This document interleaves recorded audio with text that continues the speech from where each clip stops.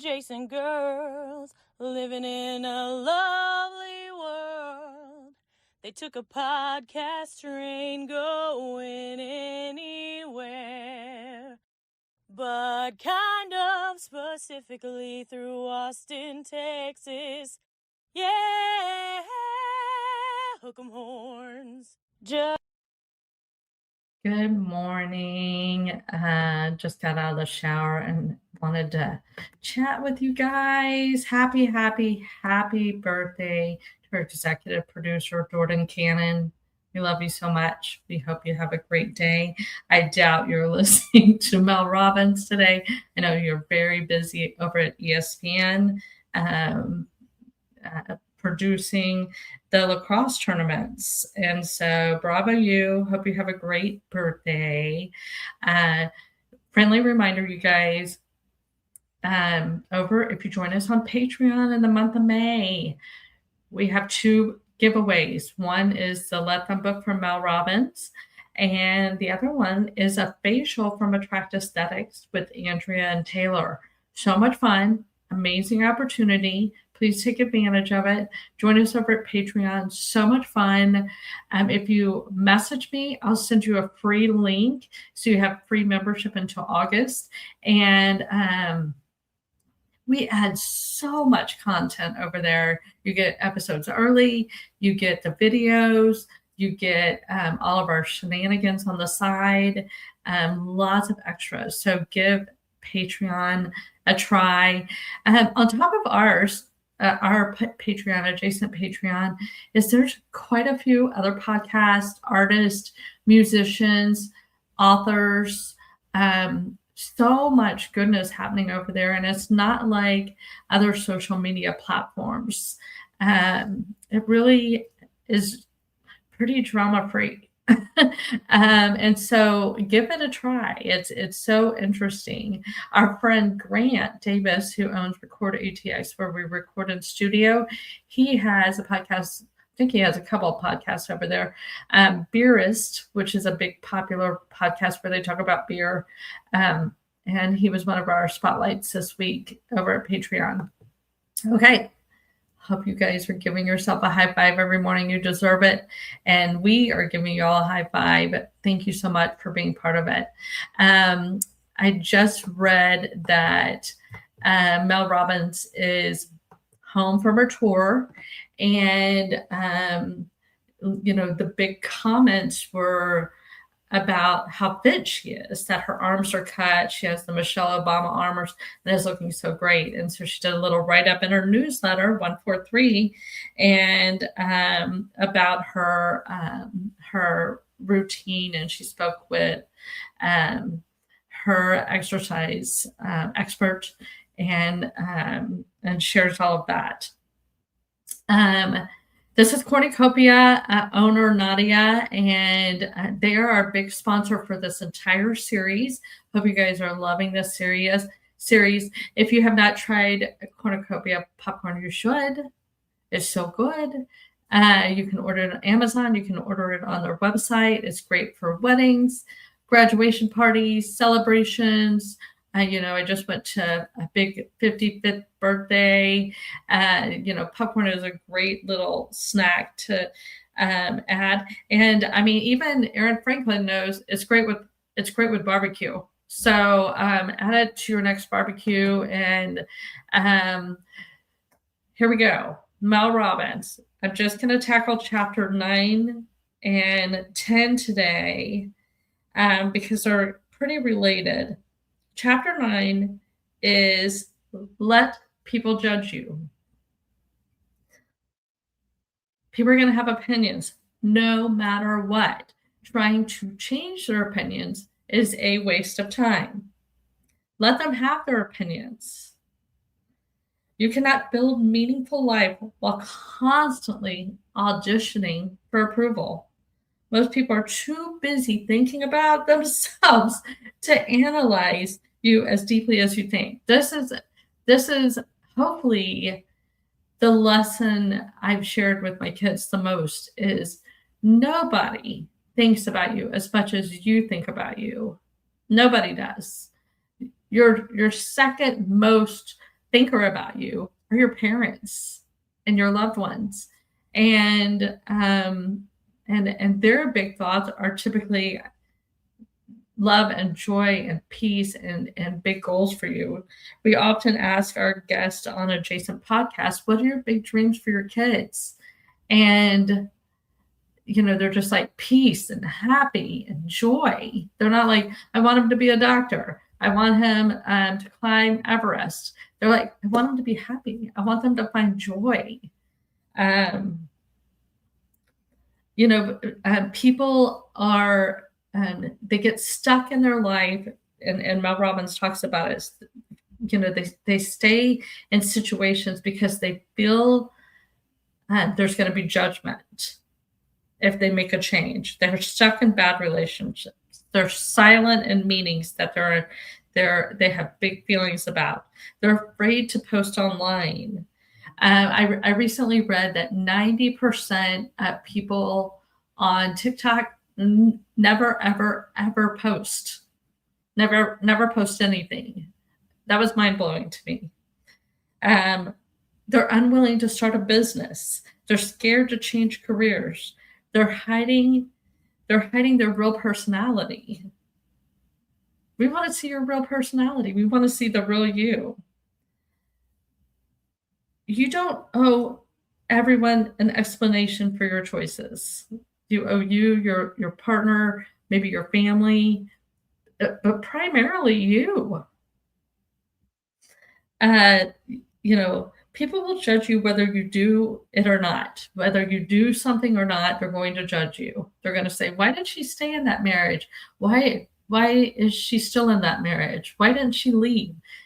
There's always going to be judgment. That's what people do. That's it. We're always analyzing. To act like nobody's judging anybody is insane. That's part of our systems, is like, am I in a safe place? Is this a safe person? But it is not as ridiculous as we set up in our own minds. It's like, oh, they probably don't like my shoes. Oh, they're probably talking about me behind my back. It's typically not that, unless somebody has a lot of free time. And typically when somebody judges, that's on them.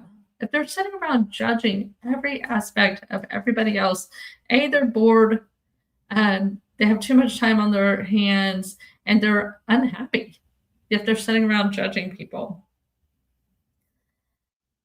Here's some real life examples of things I've done, is starting a podcast later in life, wearing what I want, posting content online despite trolls, saying no and yes to different events depending on what I want to do and what I want to do, where I want to be. And knowing that I have these relationships that don't require day-to-day interactions, they're fine if I see them once a month. And that brings me so much joy. Like our baseball group, we see each other when we see each other, and we're so grateful that we see each other. And it is one of my biggest favorite loves about our baseball group is it is pretty drama free. There's usually some outside drama, but our core group, we just love on each other and support each other, and we want to see each other shine, and we're there for each other when it counts and when it matters. So the judgment piece, is let them judge you. Let them judge you. Let them talk about you. That's on them. Don't let it interfere with where you want to be and who you want to be. That's the big takeaway, my big takeaway from chapter 9. A big question you might want to ask yourself is, what is something you avoided because of fear of judgment? And what would you do if nobody could criticize you? What would your life look like if nobody would criticize you? Have you ever truly reinvented yourself and you lost people? And what did that feel like? Where did you go from there? Some good questions. Okay, chapter 10 is let them leave. Not everybody is meant to stay forever. Trying to force people to remain in your life often creates more suffering than letting go. Truth. I had a very important relationship in my friendship in my life, and I've kind of mentioned it. She was done dating a gentleman, and another friend was interested in hanging out with the gentleman, and so I introduced them. And the first friend stopped being my friend because of it, and caused a lot of friggin' drama in the process. And I learned a lot through that process, and it took me a long time to. I reflected and I learned, but I had to let her go, and let them leave. And so many people came to me afterwards, and they're like, "Thank God." Grateful. There was so much drama in that situation that I wasn't privy to. And since then, she has, cut everybody out. And so it's like she's going through something, and I think about her often and I wish her the best, but I had to let her leave. And I will always have the door open for her to come, but I'm going to have some very strong boundaries around it. Relationships are seasonal, and that is okay. People outgrow each other, and that is okay. You can love someone so deeply and still not be aligned anymore, and that is okay. Chasing people who are pulling away destroys your peace. And as you age, you get better at this, and you realize, hey, I just want to surround myself with people that make my life easy, that support my peace, that celebrate me, and I want to celebrate. Closure. Oh gosh, this is a big one. Closure does not always end with a conversation. I like to put everything in a neat little bag and gift box and call it a day, and have a system and learn from it and grow from it. But you don't always get that opportunity. You don't always get that option, and that's okay. And that's okay. And we all need to be okay with that. Stop convincing people to choose you. I feel like this is something that it feels like we're having to do on the podcast, is choose us. And I don't want people to feel like they need to choose us. I hope this is enjoyable and it's adding value to your day.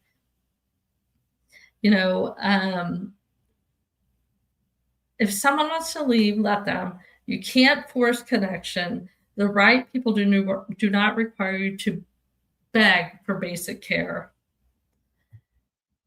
So much to learn in chapter 10. Sometimes the healthiest thing you can say is, all right then, Godspeed. Not every good goodbye deserves a dramatic ending. Protecting your peace is not selfish.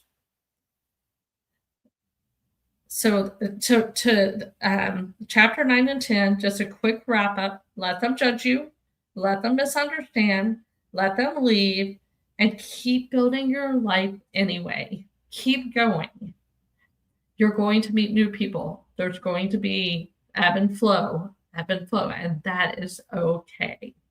So you guys have a great Friday. Jordan, have a great birthday. You guys enjoy your Memorial Day weekend, and I'll be back tomorrow with a couple of chapters. We're moving to a new part of the book, and so you guys join us on Patreon. Have a great week. Go order some popcorn for Memorial Day on Amazon. Texas, yeah.